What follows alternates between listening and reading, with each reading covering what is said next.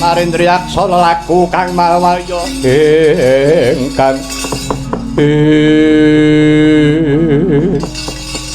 iki ana Narendra Yaksa gemprong-gemprong sumbar tak matiya-tiya kowe sapa sumurupa Ratu Ngimoy Mantaka Prabu Danu Kawaca putra swargi Prabu Niwata Kawaca sapa kowe panengah Pandhawa kekasihku Raden Arjuna ya aku Begawan Ciptaning sing nyirnake bapakmu wah kowe sing tak golaya wah wah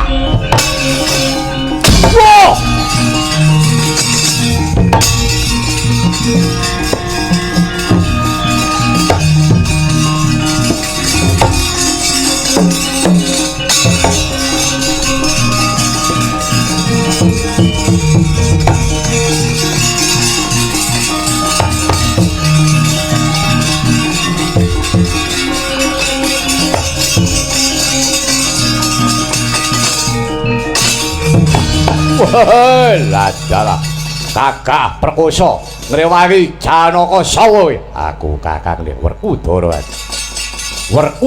ya ora patut musuh karo Jlamprok najan kowe karo Jlamprok bakal ya mudhar ning kowe kudu tanding karo aku babak padha jajake kokot getihmu wae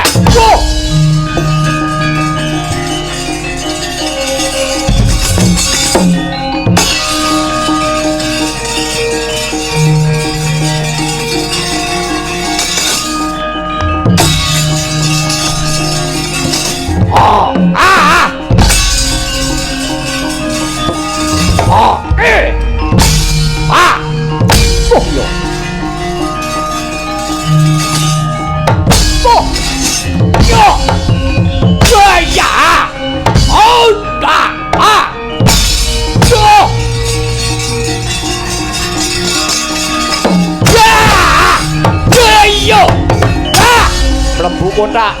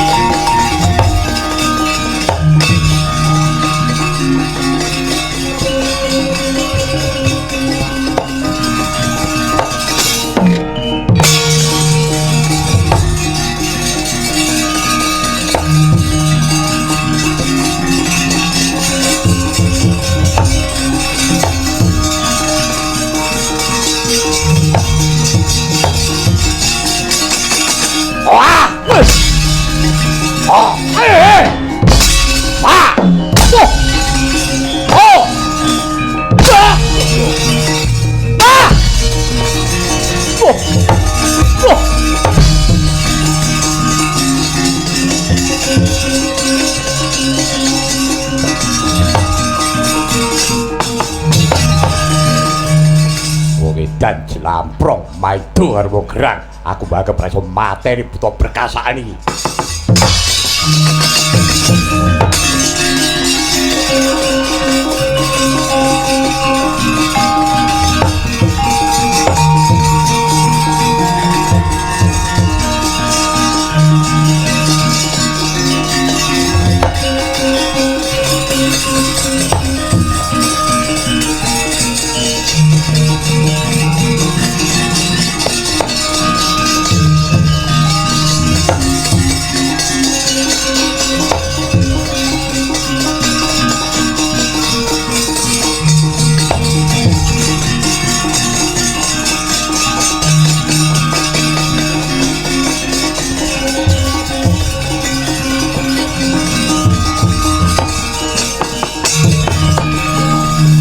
ngopo Werkudara? Wah, Jlamprok rene. Iki to jatokan ning kene. Aja mbok kali-kali keceke kene. Ngopo? maido karo aku nyepelekke karo Werkudara dianggep aku kersa mateni karo buta iki mau. Mengko dhisik perang ya perang nek ya kudu nganggo tatanan to di tatanan piye? Perang dadi tata diitung. Wajib kudu mateni mungsuh. Kok sik to? Sambung rapete apa? Prabu Danu Kawaja iki mau yen karo Werkudara. Sambung rapete apa nek karo Jlamprong? Lho ana. Ora nagih perkara patine bapakne Niwata Kawaja biyen nalika si Janaka jumeneng dadi pandhita nang Indrakila biyen. Peparab Begawan ciptaning mateni Ratu Buta ana Kahyangan Suralaya. Prabu Niwata Kawaja sing bakal kepengin garwa Bathari Supraba sing mateni sapa Janaka. Lah kuwi anake iki ra trima arep males hukum. Atine bapakne sing adipars kuwi Janaka. Lah kok kowe melu-melu? Wah, nempil. Lho, nempil piye to kuwi? Weh, kok nempil-tempilan. Ora kaya ngono kuwi ya, Di. Ambak mung sak perang. Ora ning biyen Niwata Kawaja kuwi patine karo pusakane adimu Janaka Pasupati. Kuwi ya kudu mati karo Pasupati. Duwe apa kowe? Iki duwemu mung kuku. Nyelo-nyelo. Sambut gawe kosong ora entuk. Lak grenengan.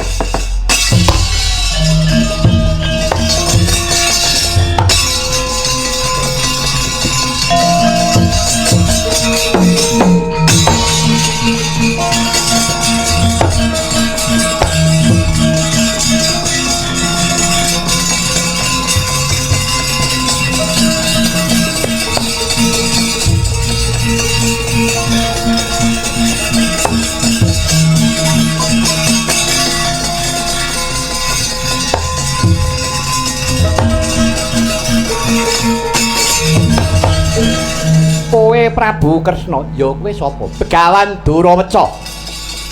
Karepmu kowe aja ngayomi lawan si Janaka. Janaka biyen mateni Prabu Niwata Kawaja. Ki anake ora trima ya dipateni meneh. Aku ora trima. Yen ora trima arep apa? Belakno pisan aku nyok tampanono iki.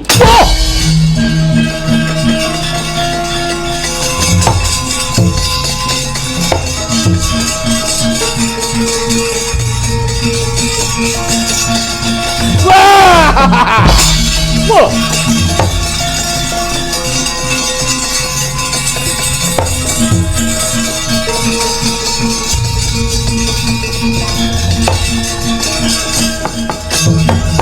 Aduh. Oh, Kakang Wisnu sing gedhe pangapuramu ya, Kakang. Bot-bote aku iki dijaluki tulung karo Prabu Danu Kawaja kon ngrewang-ngrewangi. Lah wong angkara murka kok ya mbok rewangi Bathara Kala. Kowe iki ora ngono karepmu iki kepiye to? Ayo bola-bali kowe iki Bathara Kala. Kala iki apa to? Kala iki wanci. Paribasan kowe iki isamu mung uber-uber ngoyak-oyak wanci. Mula kowe iki nganti ngoyak-oyak menungsa ora kok bermikir marang jati dirine. Sing dipikir kuwi mung perkara angkara murka supaya entuk kamukten. Mula do lali jati dirine. Minggat apa ora? Ora kok minggat aja takon itu. Pusaka Dwarawati sing bakal bisa ninggatake dedapuramu. Nek ora gelem minggat nganti pusaka Dwarawati iku ora tumama paribasane. Aja takon dosa. Yen to nganti ku tak wacake Caraka balik dadi. Aja kakek. Aja.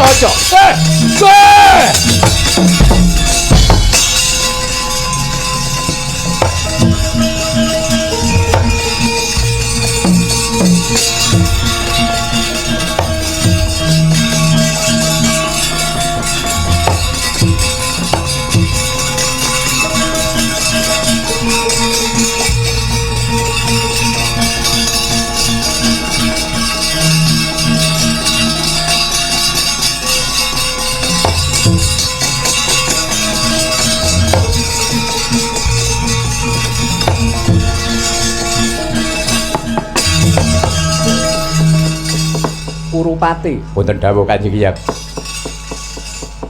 Arep ngopo kok sajak sumengko pengawak Bajra? Kula boten trima.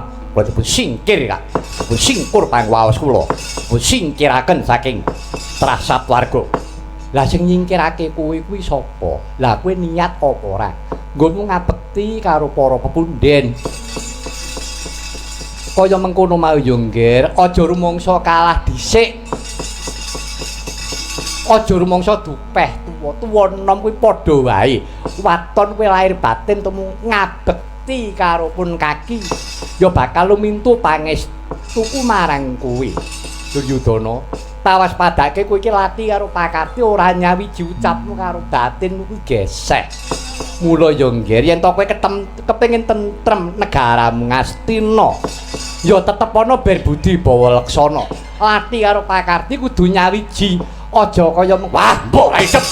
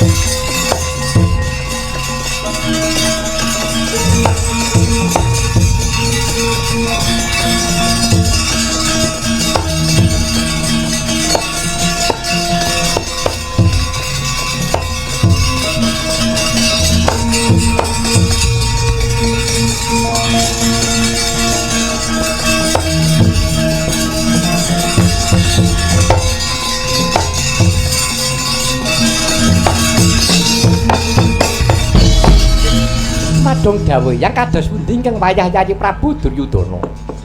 Menapa mboten kepareng manunggal wonten pertapan Saptwarga? Wis Ngger Kaki Kresna lawan sira Baladewa lan kabeh para Pandhawa wis ora perlu mikirake bab perkara si Duryudana sakadang. Ya wis karben. Kabeh kuwi mau ora mrucut saka karma ingkang tinandur. Mekaten yang iya. Ora perlu mikirake bab perkara kamurkane si Duryudana sing baku dina iki. Bombonging tiyasing pun kaki tanpa upama. Para Pandhawa bisa nyengkuyung anggonku darbi kegayuhan mangun Saptwarga. Tegese ora mangun wujuding pertapan nanging mangun jiwaning para Pandhawa. Lan kabeh kang padha manunggal ana pertapan Saptwarga iki disuwa sayuk sayek saeka praya nggone netepi marang jejiban rak ya ngono Kakang Semar. Nggih Penemban. Kula nggih nderek bingah panjenenganipun sangadi Penemban ing atasipun sampun sepuh taksih gadhah gegayuhan ingkang luhur. Rinten dalu namung napakaken dumateng putra wayah. Penemban kula pitados nang darbi gegayuhan ingkang kados ngaten menika mboten kagem jengandika piyambak nanging kagem sedaya para wayah. Jagat saejinipun sampun anek seni kautamanipun Sang Begawan Wiyasa. Ingkang mekaten Penemban mugi hayu-hayu rahayu ingkang sami pinanggih.